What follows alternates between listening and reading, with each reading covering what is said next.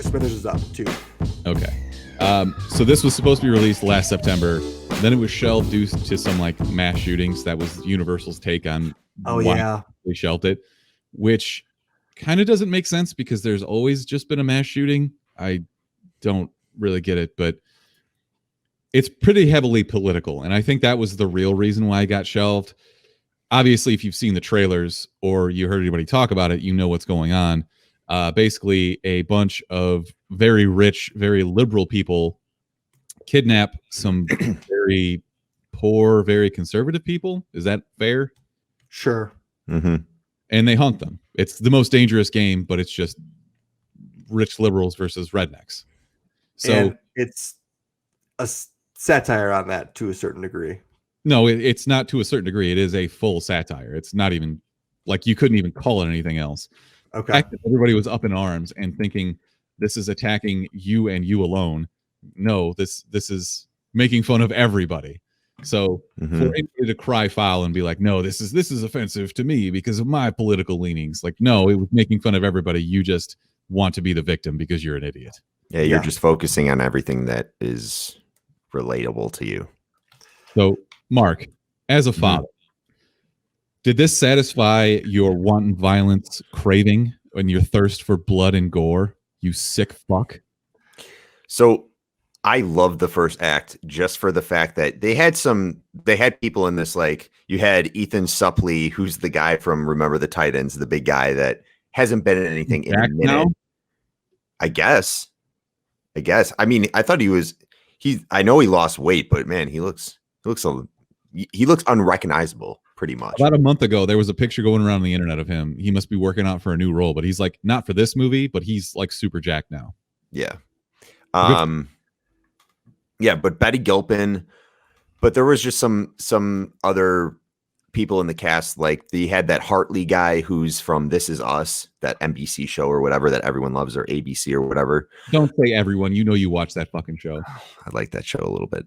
But it got to the point where in the first act, you thought a lot of these characters were gonna last. I don't want to spoil it too much, but it just like completely went haywire within the first like 5 minutes, which I thought was awesome. I loved that portion of it. It takes the concept and just starts off running. That's exactly what you want in this kind of movie. There's no reason to set it up.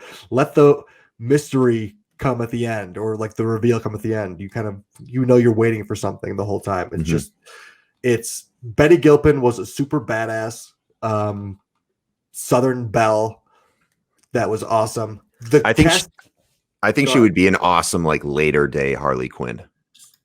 Like set in like if we kept the Joaquin Phoenix Joker universe and had her as Harley Quinn, I think that would be a great casting. She has such good. I don't want her to be like crazy though. I want her to be like somewhat like this, where she's really calm the entire time. I think that's kind of where she throws. Like even in Glow, she's never really over the top. She is. She has to. Well, I see what you're saying, but she has great like monologues in especially in Glow.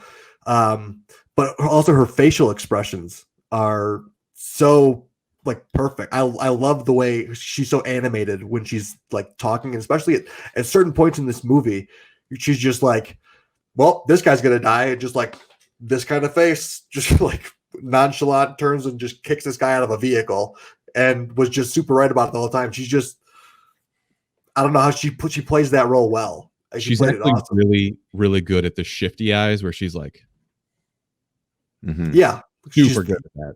Oh, she's brilliant. And just some of those ridiculous faces that she made at the time were all great too. I love the way she played the character. That's why I think she would be a great later day Harley Quinn. That's a great casting. Mark gets +1 for that one. So we also had Ike Barinholtz, who you might recognize from a lot of comedy movies. He's in Neighbors with Seth Rogen and Zac Efron. He does a lot of smaller parts. What was that John Cena movie, like where the kids go to prom or whatever? He's in that. Yes. He's very much that guy. Like you don't know Ike Barinholtz when I say his name, but he's a neighbor. He's in Neighbors. Yeah. So can we also just talk about real quick the names in this movie? We have Ike Barinholtz is Staten Island. That's fine. Wayne Duvall is Don. It's Don with 3 question marks. Ethan Suplee is shut the fuck up, in parentheses, Gary. Emma Roberts is Yoga Pants. She didn't have a name. People just, did they call her Yoga Pants? They billed her as Yoga Pants. Yeah, I didn't watch the credits for this movie, but I'm sure that they probably did that. Yeah, they did. The white guy who was like a rapper was named Vanilla Nice. Well, did you see who played him? Sturgill Simpson. Sturgill Simpson, the country singer. Mm-hmm. No. Like raunchy country songs. Oh, I had no idea. He was in The Dead Don't Die, too. And Queen and Slim. He was awful. How did you not mention Dennis Reynolds? Oh, obviously, Glenn Howerton. Love Glenn Howerton. He was perfect in this. Like, he is basically Dennis if Dennis was rich. Exactly. And little more gathered, I guess. Yeah, probably. Dennis is an untethered power. No bounds. Yeah. So Hilary Swank is in this, I guess, as the antagonist too. So it did have some star power, though. I wonder, not that I hope that they do, but I wonder if people are going to have trouble getting work after doing a movie like this where it's so targeted. I don't know. Hollywood finds dumb reasons to excommunicate people, and I hope that's not the case, because I pretty much loved all of the actors in this, even if it's not my favorite story of all time. People are watching this, even though it's like quarantine, but like I've had multiple people say they're about to put The Hunt on. I just had a guy text me right now saying, "Yeah, I just watched The Hunt. It was very entertaining." Just like. So overall, I got to ask, do you think that more people will start watching new releases if it means you don't have to go to a movie theater? No. Because there's still a $20 price tag, and I don't think people are willing to rent a movie for $20, especially ones like this. That's fair. Brick, what do you think? I think only reason is because everyone's stuck inside for the most part. They're quarantining. I think those are bloated ass numbers. I think people want to go out. People don't want to stay in their house. I'll be interested to see, like, obviously we're not going to have quote unquote box office numbers for this, but I'll be interested to see if they release like what made the most money over the weekend. Mark, you're right. This is more costly than going to an actual movie theater. I wonder if they're going to adjust that, or if they think that people will be getting together in one space so they can upcharge it a little bit more. Mm-hmm. It's a very interesting time, and Universal's obviously at the forefront of this, which is kind of weird because usually they're not, but they're the ones that are releasing most of their major stuff. Now we're getting rumors that like Wonder Woman's going to go straight to streaming. Obviously, I don't know if that's true or not, but that's what everybody's saying. It's going to be a very interesting time. I think that if any company's most suited to do it, it's probably Disney, because they have the cash to buy literally everything. So we'll see how that goes. But it's going to be an interesting test run. I guess it's actually just a launch, because you didn't get a test run. Like, right. Do this now. I think they're gonna really have to adjust the price, because $20 is, I mean, you're not even paying $20 at a movie theater unless it's like 3D or Dolby Atmos or whatever. And the only reason I'm okay with paying those prices is because I still like supporting movie theaters and that experience you have when you go to the movie theater, and I love being at home and watching movies. That's great, because you don't have to get up off the couch. But at the same time, the reason I'm okay with paying that money is because I want to see theaters stick around, so. Yeah, I agree with you. And for me, I know this is kind of a personal thing, but like there's some kind of catharsis to going to a movie theater and just kind of like shutting out the outside world, turning off your phone, enjoying what's in front of you. Having a theater. Not everyone has a giant TV to go see, to watch these blockbuster movies. And if you want to have that experience, you go to a theater. Yeah, so I guess I'm also wondering, does this open up to more like just people with laptops, people watching this on their phones if they're traveling or whatever? Like, there are services out there right now that will allow you. All of these are coming from different streaming services now, Fandango or Universal, et cetera, et cetera. There are some services out there similar to what used to be Ultraviolet. Ultraviolet, I think, doesn't exist anymore, but you used to buy it on Blu-ray and you had access to the digital copy of it. I'll do some work and let you guys talk and figure out what the name of the service is, but you can link your services together and get them from all of your connected devices. So that's something to think about. Rick, I'm going to let you, while I look that up, I'm going to let you give me your final thoughts on The Hunt. Voodoo, Azrael is saying. Is it Voodoo? Voodoo is one streaming service. They don't have access to everything. Basically, through this service, you can like log into your Voodoo account, and anything that you own on Voodoo will be accessible from one place. Similar to like if you have if you buy a Disney movie that is not available on Voodoo, like it basically just links them all up in one place. So, Brick, give me your final thoughts on this movie.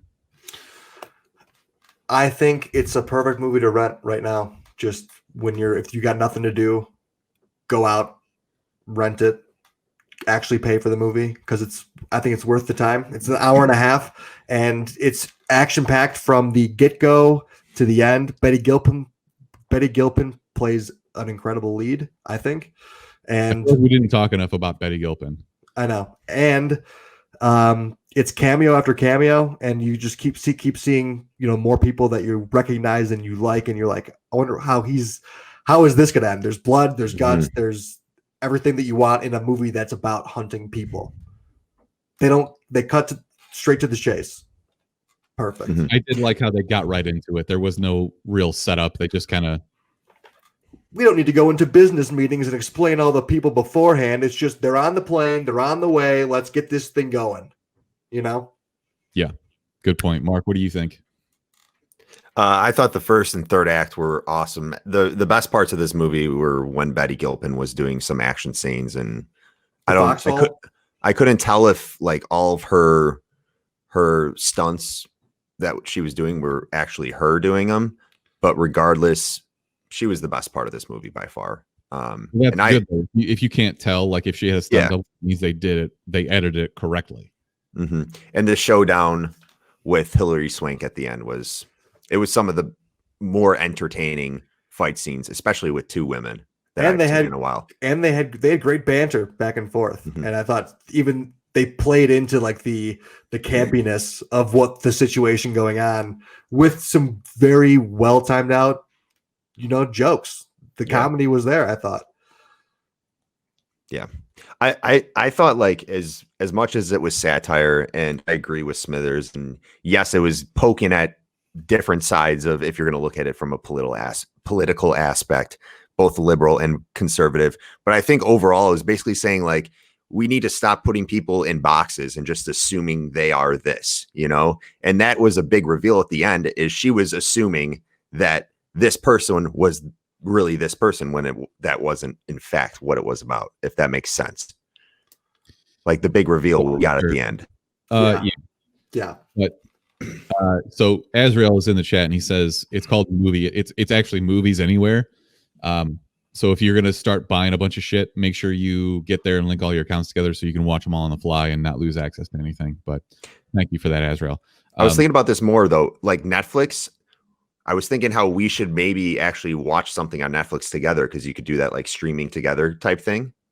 It would be cool if they gave you the capability to where you bought movies like this for $20, if they're going to keep it at that price point, to where you can maybe invite like 3 to 5 people that don't have accounts, maybe on Amazon Prime or wherever you buy it, to where you can just share the link with them and it allows them to view it with you. I think that would be cool. That's what they have for VR. There's a app called Big Screen where you can buy movies on there and watch it in like any theater setting that you want, and then you can invite your friends that have the VR set to just come watch the movie, or you can just buy the movie and kind of step into someone's theater and just be there and hanging out and like talking.